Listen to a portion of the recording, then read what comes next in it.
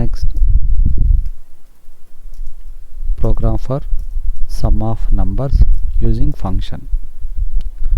మనం ఒక function create చేసి ఆ ఫంక్షన్ ద్వారా వాల్యూస్ని పాస్ చేసుకుంటా సమ్ చేయటం ఎలాగో అనేది చూద్దాం.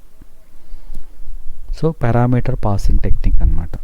ప్రీవియస్ ఏంటి ఇక్కడ జస్ట్ ఫంక్షన్ ఎలా డిఫైన్ చేయటం అనేది చూసాం. ఇప్పుడు పారామీటర్ పాస్ చేయటం చూద్దాం. ఓకే, మనం ఒక ఫంక్షన్ క్రియేట్ చేసుకోవాలంటే ఫస్ట్ ప్రోటోటైప్ చెప్పాలన్నాం కాబట్టి జస్ట్ మళ్ళీ ఒకసారి సింపుల్ ఫంక్షన్ నుంచి దాన్ని ఎలా మోడిఫై చేసుకోవాలో చూద్దాం. ఫస్ట్ వాయిడ్ సమ్ అంటే సింపుల్గా రాసాం.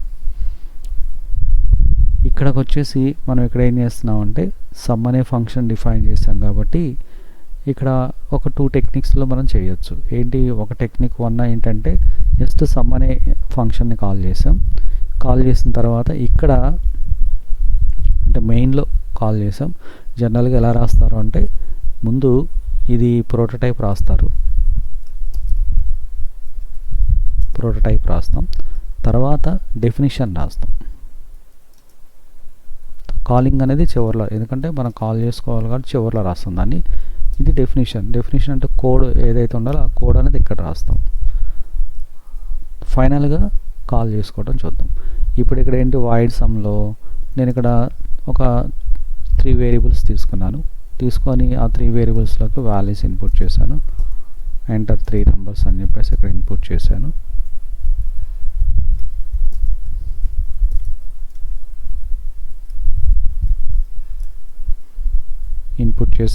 తర్వాత నెక్స్ట్ సింపుల్గా ప్రింట్ఎఫ్ సమ్ ఈజ్ అని చెప్పేసి %d బ్రాకెట్లో a+b+c అని చెప్పేసి ఆ 3 సమ్ చేసాం. దెన్ క్లోజ్ అయిపోయింది. ఇప్పుడు దీంట్లో మనకి ఇక్కడ కోడ్ ఉంది ఇలా. ఇప్పుడు ఆ ఫంక్షన్ నేను ఇక్కడ కాల్ చేస్తున్నా సమ్. ఓకే, ఇది ఫంక్షన్ కాల్.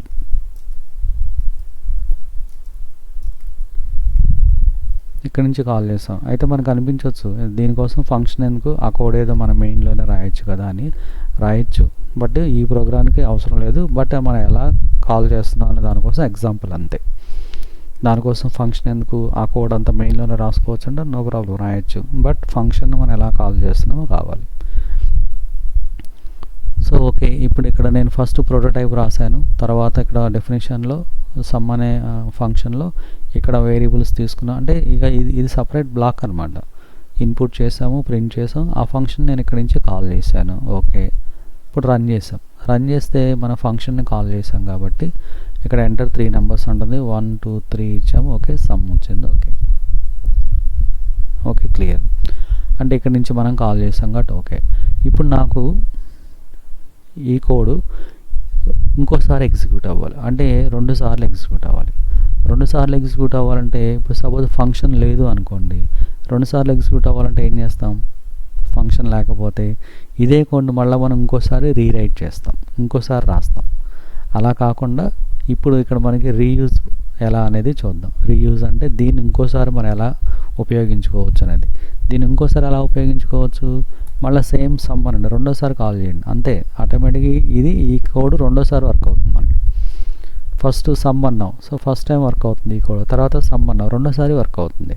ఇప్పుడు రన్ చేసాం అనుకోండి, చూడండి ఫస్ట్ ఎంటర్ 3 నెంబర్స్ అంటాను కదా, నెంబర్ 1 2 3 ఇచ్చాము. ఆ సమ్ ప్రింట్ అయిందా, మళ్ళీ రెండోసారి కూడా వర్క్ అవుతుంది. చూడండి ఇప్పుడు మనకి 2 టైమ్స్ అవుట్పుట్ వచ్చింది. అంటే ఒక సింగిల్ కోడ్తో ఒకసారి రాసిన కోడ్ని మనం 2 టైమ్స్ యూజ్ చేసుకోవాలి. 2 టైమ్స్ కాదు, మనం మెనీ టైమ్స్ యూజ్ చేసుకోవచ్చు. ఇంకోసారి కావాలనుకోండి ఇంకోసారి. సో ఇప్పుడు చూడండి మనకి కోడ్ ఒకసారే రాసాం, ఆ రాసిన కోడ్ మనం 3 సార్లు వాడుతున్నాం. అదే రీయూజబిలిటీ అంటే. సో ఈ ఫంక్షన్స్ వల్ల మనకి ఇదొక అడ్వాంటేజ్. అదే ఫంక్షన్ లేకుండా అనుకోండి, ఈ కోడ్ని మనకి 3 సార్లు ఎగ్జిక్యూట్ అవ్వాలంటే ఏం చేస్తాం, మనకి 3 సార్లు దాన్ని మనం రన్ చేస్తాం. అంతే కదా. ఇప్పుడు ఏబీసీ తీసుకున్నాం, ఇక్కడ సమ్ వరకు రాసి మళ్ళీ ఇక్కడ నెక్స్ట్ ఏం చేస్తాం, మళ్ళీ ప్రింట్ఎఫ్ ఎంటర్ 3 నెంబర్స్ అని మళ్ళీ స్కాన్ఎఫ్ తీసుకొని రాస్తాం.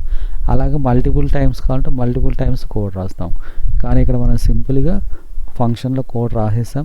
ఆ రాసిన ఫంక్షన్ మనం ఇక్కడ ఎన్నిసార్లు కావాలంటే అన్నిసార్లు. ఇక్కడ మనకి రిస్ట్రిక్షన్ ఏం లేదు, ఫంక్షన్ ఎన్నిసార్లే కాల్ చేయాలని రూల్ ఏం లేదు. ఇన్ఫినిట్ టైమ్స్ మీరు ఎన్నిసార్లు అయినా ఫంక్షన్ని కాల్ చేసుకోవచ్చు. అంటే వన్స్ మనం డిఫైన్ చేసి అందులో కోడ్ రాసి పెట్టుకుంటే ఆ ఫంక్షన్ ఎన్నిసార్లు అయినా కాల్ చేసుకోవచ్చు. చూడండి, నేను ఇంకో విధంగా కాల్ చేస్తున్నాను. ఇంకో విధంగా అంటే ఎలా కాల్ చేస్తున్నానంటే ఒక లూప్ పెట్టి కాల్ చేస్తున్నాను. ఇంట్ ఐ అని చెప్పేసి for I equal to 0 I less than 3 I plus plus అని రాసి ఇక్కడ ఆ ఫంక్షన్ కాల్ చేస్తాను. సింపుల్గా సమ్ అని కాల్ చేస్తాను.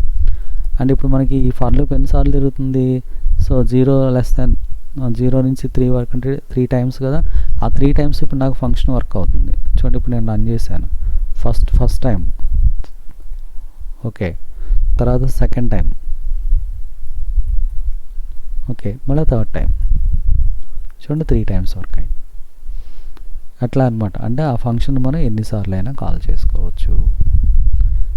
ఇది రీయూజబిలిటీ అనే మీనింగ్ వస్తుందన్నమాట. ఇది మనకి అంటే కోడ్ ఒకసారి రాస్తాం, ఆ రాసిన కోడ్ని మీరు మెనీ టైమ్స్ కాల్ చేసుకోవచ్చు. జస్ట్ 1 టైం కాల్ చేస్తారా, మన రిక్వైర్మెంట్ని బట్టి ఎన్నిసార్లు కాల్ చేసుకోవచ్చు అంటే ఇక్కడ మనం రాసుకోవచ్చు. సరే, ఓకే. ఇప్పుడు ఇది మనకి సింపుల్ ఫంక్షన్ అన్నాం కదా. ఇప్పుడు దీంట్లో పారామీటర్స్ పంపించడం ఇవన్నీ అసలు ఏంటనేది చూద్దాం. ఏంటి పారామీటర్స్ అంటే, నాకు ఈ వేరియబుల్స్ ఈ డేటా అనేది ఆల్రెడీ నా దగ్గర ఉంది. డేటా అనేది ఆల్రెడీ ఉంది. ఎక్కడుంది? నాకు మెయిన్ ఫంక్షన్లో ఈ డేటా ఉంది. మెయిన్ ఫంక్షన్లో నేను ఇక్కడ ఆ డేటా తీసుకున్నా. ఎంటర్ 3 నెంబర్స్ అని చెప్పేసి ఆ డేటా ఉంది. కాబట్టి నా దగ్గర ఉన్న డేటా మీద నాకు క్యాలిక్యులేషన్ జరగాలి. ఇక్కడ నా దగ్గర ఆల్రెడీ మెయిన్ ఫంక్షన్లో డేటా అవైలబుల్గా ఉంది. సో ఆ ఉన్న డేటాను ఉపయోగించుకొని నాకు ఇక్కడ క్యాలిక్యులేషన్ జరగాలి, అంతేగాని ఇక్కడ డేటా కాదు. సో నేనేంటి, ఇక్కడ ఉన్న ఏదైతే డేటా ఉందో ఆ డేటాని తీసుకొని ఆ డేటాను ఉపయోగించుకొని ఇక్కడ నాకు వర్క్ జరగాలి. అంటే ఇప్పుడు నాకు ఇక్కడ డేటా ఏముంది? 3 వేరియబుల్స్ ఉన్నాయి. కాబట్టి ఆ 3 వేరియబుల్స్ నేను ఇక్కడ ఈ ఫంక్షన్లోకి పంపించాలి. దానికోసం ఇక్కడ ఫంక్షన్ ప్రోటోటైప్లో మనం ఆ ఆర్గ్యుమెంట్స్ వాటిని ఆ పారామీటర్స్ని ఇక్కడ చెప్తాం. ఇంట్ ఎక్స్, ఇంట్ వై, ఇంట్ జెడ్ అని ఇలా చెప్తాం. వీటిని పారామీటర్స్ లేదా ఆర్గ్యుమెంట్స్ అంటాం. అయితే ఇక్కడ అర్థం ఏంటంటే, ఇక్కడ మనం చెప్పేటప్పుడు మనం గుర్తుపెట్టుకోవాల్సింది, ఫాలో అవ్వాల్సింది ఏంటంటే, ఈ సమ్ అనే ఫంక్షన్లోకి మనం ఎన్ని వాల్యూస్ తెచ్చుకుంటున్నాము అనేది మనకు తెలియాలి. ఎన్ని తీసుకొస్తున్నాం? 3 వాల్యూస్, వాటి యొక్క డేటా టైప్స్ ఇంటిజర్. కాబట్టి ఇలా డిఫైన్ చేయాలి ఖచ్చితంగా. అంతేగాని int x comma y comma z అని చెప్పేసి ఇలా రాయకూడదు. ప్రతి వేరియబుల్కి ఇండివిజువల్ డేటా టైప్ అనేది ఉండాలి. ఓకే, అంటే ఇప్పుడు సమ్ అనే ఫంక్షను 3 వాల్యూస్ని రిసీవ్ చేసుకునే విధంగా ఫంక్షన్ అది క్రియేట్ చేసేస్తుంది. అంటే 3 ఇన్పుట్ పారామీటర్స్తో ఫంక్షన్ని క్రియేట్ చేస్తుంది. అప్పుడు ఇక్కడ నేను డెఫినిషన్లో కూడా ఏం రాస్తానంటే, పైన ప్రోటోటైప్లో ఎలా అయితే రాశానో అదే డెఫినిషన్ ఇక్కడ రాస్తాం. అదే డెఫినిషన్ ఇక్కడ రాస్తాం. అంటే ఇప్పుడు దీన్ని బట్టి అర్థం ఏంటి, ఈ ఫంక్షన్లోకి మీరు 3 వాల్యూస్ పాస్ చేయాలి. ఆ పాస్ చేసిన వాల్యూస్ ఈ పారామీటర్స్లోకి వస్తాయి అని. ఇప్పుడు ఈ ఫంక్షన్ని కాల్ చేసేటప్పుడు మనం ఇక్కడి నుంచి ఖచ్చితంగా 3 వాల్యూస్ పంపించాలి. 1 A, 2 B, 3 C. ఆల్రెడీ నా దగ్గర ఇక్కడ డేటా ఉంది కదా. సో ఆ డేటాని ఏం చేస్తున్నాను, ఈ ఫంక్షన్లోకి పంపిస్తున్నా. అప్పుడు ఇక్కడ ఏలో ఉన్న వాల్యూనేమో ఎక్స్లోకి వస్తుంది, బి వాల్యూ వైలోకి వస్తుంది, సి వాల్యూ జెడ్లోకి వచ్చేస్తుంది. అంటే ఇప్పుడు ఇక్కడ అర్థం ఏంటి, నా దగ్గర ఈ మెయిన్ ఫంక్షన్లో డేటా ఉంది. ఆ ఉన్న డేటాని ఈ ఫంక్షన్లోకి పంపిస్తున్నా. నా దగ్గర ఉన్న డేటాని పంపిస్తున్నా. అప్పుడు ఈ ఫంక్షన్ ఏం చేస్తుంది, నేను పంపించిన డేటాని అది రిసీవ్ చేసుకుంటుంది. ఆ రిసీవ్ చేసుకోవడం కోసం అది ఇక్కడ కొన్ని పారామీటర్స్ని తీసుకుంటుంది. ఆ పారామీటర్స్లోకి ఈ వాల్యూస్ మనం పాస్ చేసిన వాల్యూస్ వీటిలోకి వస్తాయి. అప్పుడు ఇక్కడ అదేం చేస్తుంది, ఆ వచ్చిన వాల్యూస్ని క్యాలిక్యులేట్ చేసి సింపుల్గా సమ్ ఈజ్ అని చెప్పేసి ఎట్లోకి వస్తున్న వాల్యూస్ ఎక్స్లోకి వైలోకి కాబట్టి ఆ వచ్చిన వాల్యూస్ని అది ఇక్కడ క్యాలిక్యులేట్ చేసి ప్రింట్ చేసి చూపిస్తుంది అనమాట. ఇదొక ఎగ్జాంపుల్. ఇది పారామీటర్ పాసింగ్ అంటాం. పారామీటర్ పాసింగ్ అంటే ఇక్కడ ఫంక్షన్లోకి మన వాల్యూస్ని పాస్ చేయటం. ఇప్పుడు ఇలా రాసాం. ఇప్పుడు రన్ చేసాం అనుకోండి, మెయిన్ ఫంక్షన్లో వాల్యూస్ అడుగుతుంది. సో మన వాల్యూస్ ఇస్తాం. ఆ ఇచ్చిన వాల్యూస్ సమ్ అనే ఫంక్షన్లోకి పంపిస్తుంది. ఆ సమ్ అనే ఫంక్షన్ ఆ వాల్యూస్ని రిసీవ్ చేసుకొని వాటిని ఇక్కడ క్యాలిక్యులేట్ చేసి చూపిస్తుంది. ఇది అసలు ఫంక్షన్, ఫుల్ ఫ్లెడ్జ్డ్ ఫంక్షన్ అంటే ఇది. సో ఇక్కడ మనకు వచ్చే ప్రాబ్లమ్స్, ఎర్రర్స్ ఏంటి అంటే, జనరల్గా వచ్చేది ఫంక్షన్ ప్రోటోటైప్లో మనం ఇక్కడ పారామీటర్స్ ఎన్ని అయితే చెప్పామో ఇక్కడ కూడా సేమ్ అన్ని పారామీటర్సే ఉండాలి. ఇక్కడ సపోజ్ మనకి పైన 2 చెప్పాము, ఇక్కడ పైన 3 చెప్పాము, కింద 2 చెప్పాము అనుకోండి, ఇక్కడ ఆటోమేటిక్గా మనకి ఎర్రర్ వస్తుంది. ఎందుకని పారామీటర్స్ తగ్గినాయి కాబట్టి ఇక్కడ ఖచ్చితంగా మనం ఇక్కడ అన్నీ చెప్పాలి. ఓకే, సో ఇప్పుడు ఈ ఫంక్షను 3 పారామీటర్స్తో క్రియేట్ చేస్తుంది. ఇప్పుడు ఈ ఫంక్షన్ని కాల్ చేసినప్పుడు మనం ఖచ్చితంగా 3 వాల్యూస్ ఇవ్వాలి. ఒకవేళ 2 వాల్యూస్ ఇచ్చి వదిలేసామనుకోండి అది అలౌ చేయదు. సో ఫంక్షన్స్లో మనకి ఈ రిస్ట్రిక్షన్స్ ఉన్నాయి, కొంచెం ఈ రూల్స్ ఉన్నాయి అన్నమాట.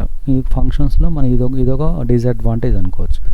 ఏంటి డిసడ్వాంటేజ్ అంటే ఫంక్షన్లోకి డేటా మనం ఫ్లెక్సిబుల్గా పంపించలేం, అంటే మనకు నచ్చినట్టుగా పంపించలేం. ఒకసారి 1 వాల్యూ, ఒకసారి 4 వాల్యూస్, ఒకసారి 5 వాల్యూస్, అలా మనకి ఫ్రీక్వెంట్గా మనం వాల్యూస్ అనేది పంపించలేము, అంటే రిస్ట్రిక్టెడ్గా ఉంటాయి.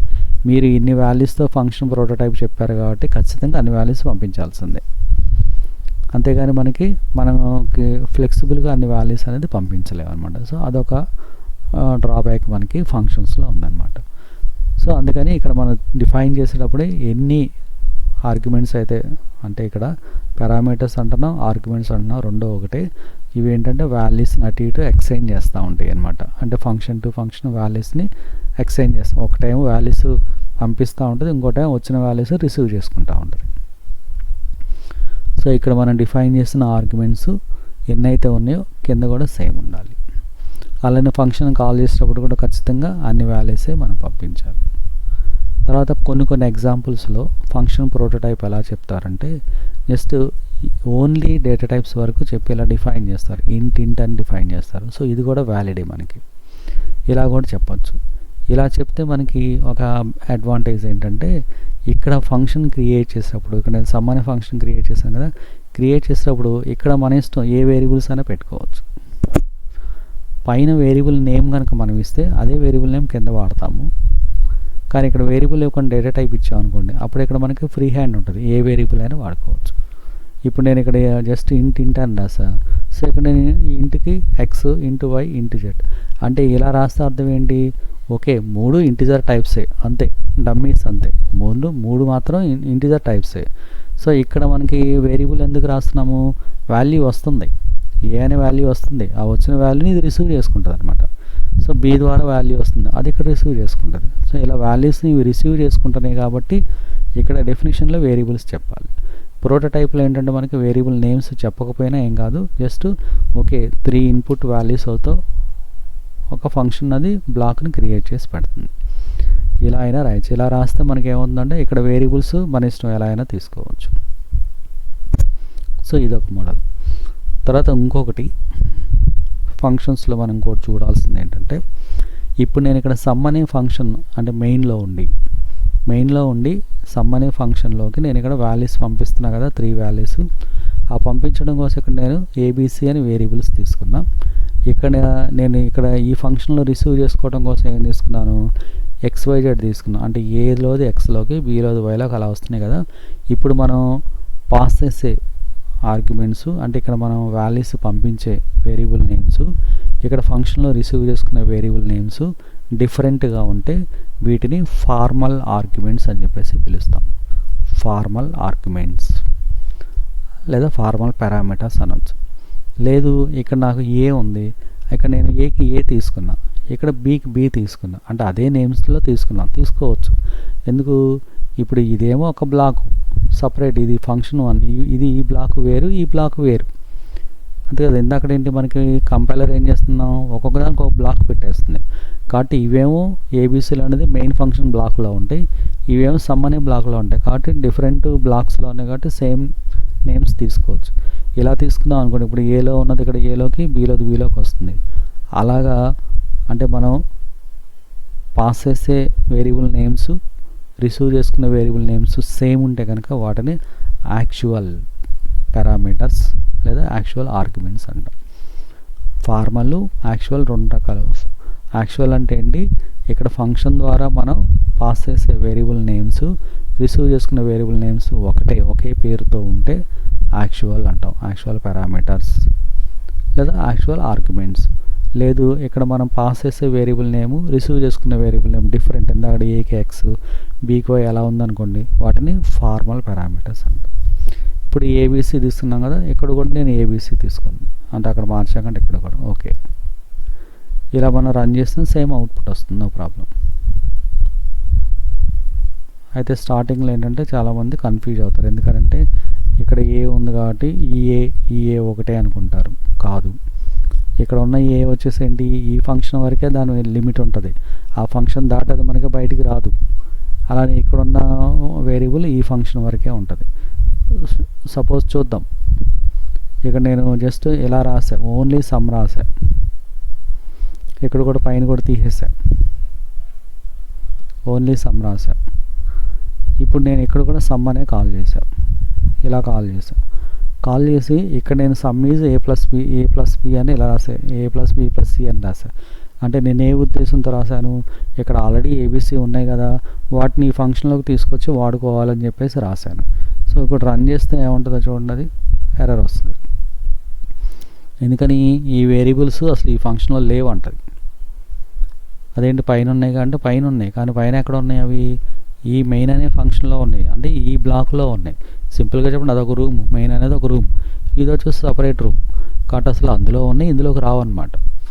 అంటే ఏ ఫంక్షన్లో ఉన్న వేరియబుల్స్ ఆ ఫంక్షన్ వరకే పరిమితం, అంటే దాని యొక్క స్కోప్ అంటాం. ఆ స్కోప్ మనకి ఆ ఫంక్షన్ వరకే ఉంటుంది, అవుట్ సైడ్ ఫంక్షన్ ఆ వేరియబుల్స్ మనకి యాక్సెస్ కావు. అందుకే వీటిని మనం లోకల్ వేరియబుల్స్ అంటాం.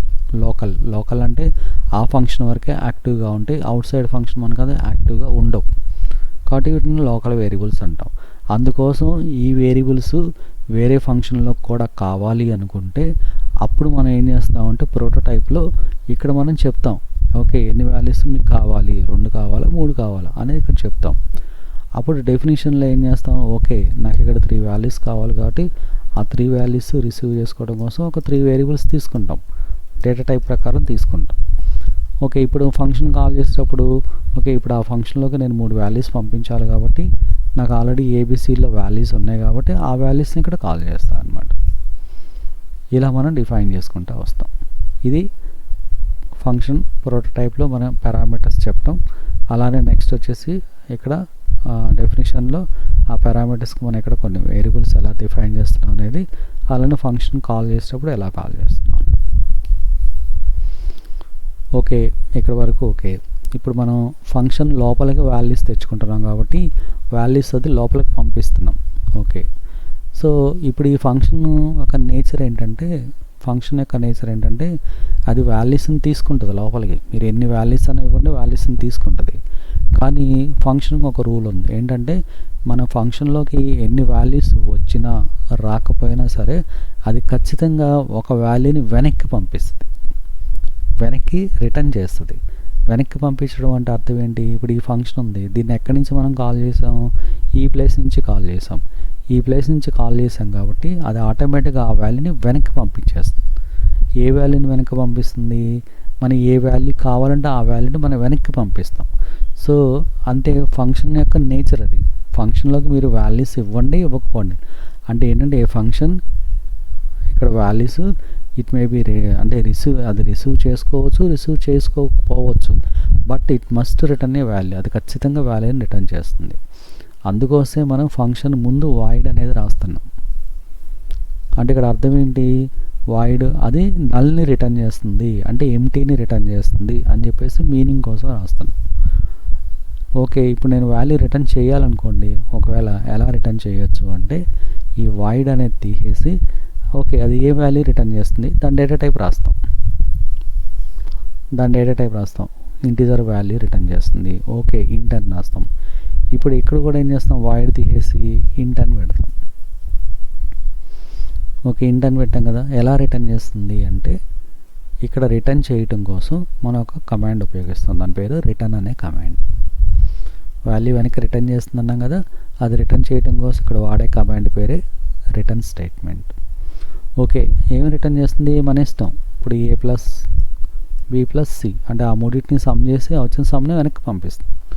వెనక్కి ఎక్కడికి పంపిస్తుంది, ఫంక్షన్ మనం ఎక్కడి నుంచి కాల్ చేసాం ఎక్కడి నుంచే కదా, అక్కడికి ఆ ఫంక్షన్లోకి ఆ వాల్యూ వెళ్ళిపోతుంది, వెనక్కి వెళ్ళిపోతుంది. సో ఇక్కడ వాల్యూ వస్తుందన్నాం కదా, ఆ వచ్చిన వాల్యూని ఒక వేరియబుల్లో స్టోర్ చేద్దాం. సో కే అని ఇంకో వేరియబుల్ తీసుకొని ఇక్కడ కే ఈక్వల్ టు సమ్ అన్నాం, ఇలా రాస్తాం. అప్పుడు ఏమవుతుందంటే ఇది రిటర్న్ చేస్తుంది కదా, ఈ రిటర్న్ చేసిన వాల్యూ ఇక్కడ కే పెట్టాం కదా, ఆ కేలోకి వెళ్ళిపోతుంది. అప్పుడు ఇక్కడ నేను దాన్ని ప్రింట్ చేసుకుంటాను, సమ్ ఈజ్ %t k అని ఇలా రాసాం. ఇట్లా రాస్తాం. ఇప్పుడు ఇది కూడా మనకు ఓకే, వ్యాలిడ్. అంటే ఇప్పుడు ఏమైంది, ఇక్కడ నుంచి మనం వాల్యూస్ తీసుకొచ్చాం, అది వాల్యూస్ రిసీవ్ చేసుకుంది, ఆ వాల్యూస్ని సమ్ చేస్తే రిటర్న్ చేస్తుంది, అంటే వెనక్కి పంపించింది. సో వెనక్కి పంపించిన దాన్ని ఎక్కడికి పంపిస్తుంది, ఎక్కడి నుంచి కాల్ చేస్తే అక్కడికి పంపిస్తుంది. అప్పుడు ఈ ఫంక్షన్ ఒక వేరియబుల్లో స్టోర్ చేసాం కదా, ఆ స్టోర్ చేసిన అది రిటర్న్ చేసిన వాల్యూ వేరియబుల్లోకి వెళ్ళిపోతుంది. ఆ వేరియబుల్లోకి వచ్చిన దాన్ని మనం ఇక్కడ ప్రింట్ చేసుకుందాం అనమాట. ఇలా రాయొచ్చు. అయితే ఇక్కడ మనం ఇంకోటి గుర్తుపెట్టుకోవాల్సింది అంటే, ఒకవేళ నేను ఇలా కాకుండా ఇలా పంపిస్తే ఎలాగ ఉండొచ్చు, రిటర్న్ ఏ, రిటర్న్ బి, రిటర్న్ సి ఇలా పంపించవచ్చా అనవచ్చు మనం. అలా పంపించడానికి ఉండదు. ఎందుకు ఉండదంటే ఫంక్షన్ ఒక వాల్యూనే రిటర్న్ చేస్తుంది, ఒకటి కన్నా ఎక్కువ వాల్యూస్ రిటర్న్ చెయ్యదు. సపోజ్ ఇక్కడ మూడు రిటర్న్ స్టేట్మెంట్ రాసామనుకోండి, రన్ చేసి చూద్దాం. ఫస్ట్ వాల్యూ 10, సెకండ్ వాల్యూ 20, మూడో వాల్యూ 30. చూడండి ఏమొస్తుంది మనకి, సమ్ ఈజ్ 10. అంటే ఏదొచ్చింది మనకి, ఫస్ట్ రిటర్న్ స్టేట్మెంటే పనిచేస్తుంది, అంటే మిగతాయి పనిచేయవు. ఓకే, అలా కాకుండా ఒకవేళ నేను రిటర్న్ ఏ కామ బి రాయడానికి ట్రై చేద్దాం. ఏ కామ బి అని రాద్దాం. ఇలా రాసాం. So 10, 20 and 30. చూడండి ఏ వాల్యూ వెళ్ళింది మనకి, సెకండ్ వాల్యూ వెళ్తాం. ఇట్లా అంటే ఇక్కడ రిటర్న్ స్టేట్మెంట్ ఏం చేస్తుంది, ఒకటి కన్నా ఎక్కువ వాల్యూస్ రిటర్న్ చేయలేదు. సో ఇక్కడ మనం ఏం చేసాం, ఎక్స్ప్రెషన్ రాసాం. ఎక్స్ప్రెషన్ అయితే ఆ మూడింటి యొక్క సింగిల్ వాల్యూ వెళ్తుంది అనమాట. ఇలా చేయొచ్చు. సో రిటర్న్ స్టేట్మెంట్లో మనం గుర్తుపెట్టుకోవాల్సింది, ఒక వాల్యూనే రిటర్న్ చేస్తుంది, more than one value return అవ్వదు. రిసీవ్ చేసుకున్నప్పుడు మాత్రం ఎన్ని వాల్యూస్ అయినా రిసీవ్ చేసుకుంటుంది, బట్ రిటర్న్ చేసేది మాత్రం సింగిల్ వాల్యూ మాత్రమే రిటర్న్ అవుతుంది. ఇది సింపుల్గా మనకి ఫంక్షన్ అంటే, ఇప్పుడు ఫంక్షన్లోకి మనం పారామీటర్స్ని ఎలా పాస్ చేస్తాము అనేది, అలానే ఆ పారామీటర్స్ పాస్ చేయటం, అది మనకి పాస్ చేసిన తర్వాత వాటిని ఎలా అది రిటర్న్ చేస్తుంది అనేది. పాస్ చేసేటప్పుడు పారామీటర్స్ పాస్ చేసేటప్పుడు ఇక్కడ ఫంక్షన్ ప్రోటోటైప్లో ఖచ్చితంగా మనం ఇక్కడ డేటా టైప్స్ విత్ నేమ్స్ ఇచ్చినా ఓకే, నేమ్స్ ఇవ్వకపోయినా ఓకే. ఒకే రకమైన డేటా టైప్స్ ఏమో అసలు మనం మిక్స్డ్ డేటా టైప్స్ అయినా పంపించవచ్చు. అంటే ఇంటిజరు, క్యారెక్టరు, ఫ్లోటో అలా అయినా పంపించుకోవచ్చు, నో ప్రాబ్లం. ఇక్కడ మనకి ఎన్ని డేటా టైప్స్ అయితే అంటే ప్రోటోటైప్లో ఎన్ని వేరియబుల్స్ అయితే చెప్పామో, ఇక్కడ డెఫినేషన్లో కూడా ఖచ్చితంగా అన్ని ఉండాలి. ఇక్కడ 3 చెప్పాం ఇన్పుట్, కాబట్టి ఇక్కడ కూడా ఖచ్చితంగా 3 ఉండాలి. ఇక్కడ వేరియబుల్ నేమ్స్ కంపల్సరీగా ఉండాలి, ఎందుకంటే వాల్యూస్ పంపించేటప్పుడు ఇవి రిసీవ్ చేసుకోవాలి కాబట్టి, అంటే ఆ డేటా ఈ వేరియబుల్స్లోకి కాపీ అవుతుంది అనమాట. ఇది ఏం చేస్తుంది, ఇక్కడ ఏలో ఉన్న వాల్యూని ఇందులోకి పంపించేస్తుంది, ఇక్కడ ఏలోకి అది రిసీవ్ చేసుకుంటుంది, ఇక్కడ ఏ రిసీవ్ చేసుకుంటుంది అనమాట. అందుకని వేరియబుల్ నేమ్స్ ఉండాలి. తర్వాత ఇక్కడ కూడా మనకి పైన ఎన్ని తీసుకున్నామో అన్నీ ఉండాలి, ఎక్కువ ఉండకూడదు, తక్కువ ఉండకూడదు. ఇక ఇక్కడ క్యాలిక్యులేషన్ రాస్తాం. ఇక దాని ఫంక్షన్ని కాల్ చేసేటప్పుడు మనకి ఆల్రెడీ మనకి ఇక్కడ 3 వాల్యూస్ ఉన్నాయి కాబట్టి, సో 3 వాల్యూస్ని మనం పంపిస్తాం. తర్వాత అది రిటర్న్ చేస్తుంది అన్న, రిటర్న్ చేసే ప్రాసెస్ ఇలా అన్నమాట. ఇప్పుడు నేను ఇంకోలా రాస్తున్నా. ఎలా రాస్తున్నా అంటే, K equal to sum of A comma B comma 0 అని చెప్పా. ఓకే, నాకు ఇక్కడ 3 వాల్యూస్ వెళ్ళాలి, అంతే 3 వాల్యూస్ వెళ్తాయి. ఇప్పుడు దాన్ని నేను ఇక్కడ కాపీ పేస్ట్ చేశాను, ఇక్కడ ఇలా రాశాను. ఓకే, ఇంకోసారి ఎలా రాస్తున్నా, ఎలాగా, కే ఈక్వల్ టు సమ్ ఆఫ్, డైరెక్ట్గా వాల్యూస్ ఇస్తున్నా. ఓకే, నో ప్రాబ్లం, వాల్యూస్ అని ఇవ్వచ్చు. దానికి కావాల్సింది ఏంటంటే, ఇక్కడ మనం ఎలా డిఫైన్ చేస్తాం, 3 ఇంటిజర్ వాల్యూస్ ఉండాలి అంతే. సో ఆ 3 ఇంటిజర్ వాల్యూస్ మీరు ఎలా అయినా ఇవ్వండి, ఇలా వేరియబుల్స్ అయినా ఇవ్వండి, లేకపోతే ఎంటీ వాల్యూస్ అన్నా ఇవ్వండి, లేకపోతే కాన్స్టెంట్ వాల్యూస్ అన్నా ఇవ్వండి. అంతేగాని ఎంటీగా ఉండకూడదు, అంటే వాల్యూస్ లేకుండా ఉండకూడదు, అంతే. ఇప్పుడు రన్ చేసామనుకోండి, సో ఫస్ట్ ఇక్కడ వాల్యూ 1, 2, 3. ఓకే, చూడండి 3 టైమ్స్ అవుట్పుట్ వస్తుంది. ఫస్ట్ మనం ఇచ్చిన వాల్యూస్ 10, 20, 30కి సమ్ వచ్చింది. తర్వాత నెక్స్ట్ ఏం తీసుకుంది, ఇక్కడ 10, 20నే తీసుకుంది, 0 పెట్టాం కాబట్టి. తర్వాత మనం డైరెక్ట్గా కాన్స్టెంట్ వాల్యూస్ ఇచ్చాం కాబట్టి ఆ వాల్యూస్ యొక్క అవుట్పుట్ అనేది వస్తుంది అనమాట. సో ఇలా క్రియేట్ చేసుకోవచ్చు. ఇది ఫంక్షన్స్ కాన్సెప్ట్ అనమాట. ఇలా మనం క్రియేట్ చేసుకోవచ్చు. వీటి మీద మనకి అంటే ఇది సింపుల్ ప్రోగ్రామ్, వీటి మీద మనకి నెంబర్ ఆఫ్ మోడల్స్ మనం క్రియేట్ చేసుకుంటూ వెళ్ళచ్చు. అంటే ఇలా సింపుల్గా ఫంక్షన్ క్రియేట్ చేసి దీని మీద ఒక కాంప్లెక్స్ లెవెల్ ప్రోగ్రామ్స్ అనేది కూడా రాసుకోవచ్చు. అంటే ఒక పెద్ద పెద్ద ప్రోగ్రామ్స్ని మనం ఇలాగ బ్రేక్ డౌన్ చేసుకొని ఫంక్షన్స్ వైజ్గా బ్రేక్ డౌన్ చేసుకొని రాయొచ్చు అనమాట. అట్లా